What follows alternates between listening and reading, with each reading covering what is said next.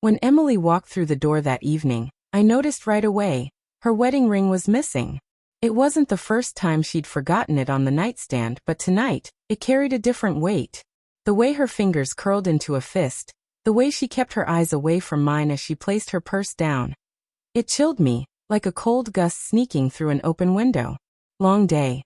I asked, forcing a calm smile even though my heartbeat thundered in my chest. Exhausting, she sighed, pulling her hair out of its clip. The office was chaos. Her answer flowed so smoothly, too smoothly, as if she had rehearsed it a dozen times. When she leaned in to hug me, I caught something faint on her, a scent of cologne that wasn't mine. I tried to push it aside. Maybe it was from her boss. Maybe just someone standing too close in a crowded elevator. Maybe it was nothing. But deep inside, something small and fragile began to splinter. The first real warning came a week later. She started working late, always claiming there were deadlines, emergencies, endless projects. My messages would go unanswered for hours, her replies short and rushed. Sorry, swamped. One night, I decided to surprise her. I drove to her office with coffee, thinking it might cheer her up. But when I pulled into the parking lot, the entire building was dark. No cars, no lighted windows, no Emily. My chest tightened. On the way home, I rehearsed questions in my head, grasping at innocent explanations. By the time she finally walked through the door near midnight, her hair damp from the rain, she greeted me with an easy smile, as though nothing was amiss. Traffic was awful, she said, slipping off her heels. I swallowed the suspicion burning in my throat. Yeah, must have been. But the distance kept stretching between us, slow and quiet, like the lengthening shadow of a sunset until it covered everything. She laughed less. Her touches felt more like obligation than affection. One night at dinner, I reached across the table for her hand, but she pulled away to check her phone. The screen glowed with a name I didn't know. Daniel. I read aloud. Who's that? For a split second, she froze, long enough to give something away, before her face softened. Just a coworker, she said. I nodded, but doubt had already taken root. 2 nights later, I woke to an empty bed.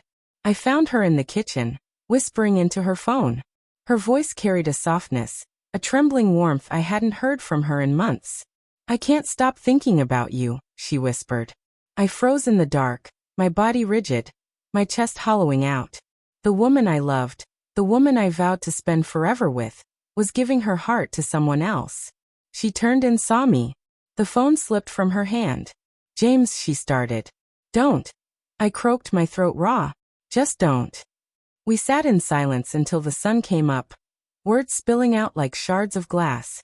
It wasn't supposed to happen, she sobbed, tears running down her face. I felt invisible, James. You were always working, always distracted. And then he listened. He made me feel alive again. Her confession wasn't a sudden stab. It was the slow twisting of a knife I already felt inside me. And the worst part was, some of her words were true. I had been distant. I had taken her for granted. But betrayal doesn't care about reasons. It just burns everything it touches. You could have talked to me, I said, my voice trembling. You could have fought for us. I didn't know how, she whispered. The days that followed were filled with silence. She slept in the guest room. I buried myself in routine, but every corner of the house reminded me of her absence, even when she was still there. Then one evening, searching her drawer for a pen, I saw a small velvet box. Inside lay her wedding ring. Beside it, a folded note. My hands shook as I opened it. James, I'm sorry. I never wanted to hurt you. But I can't stay. Not when my heart belongs somewhere else. The ink was smudged, blurred with the trail of her tears. I sat there for hours, staring at the words, waiting for the front door to open, waiting for her to come back, to tell me it was all a terrible mistake. But the door stayed shut. It's been 6 months since she left.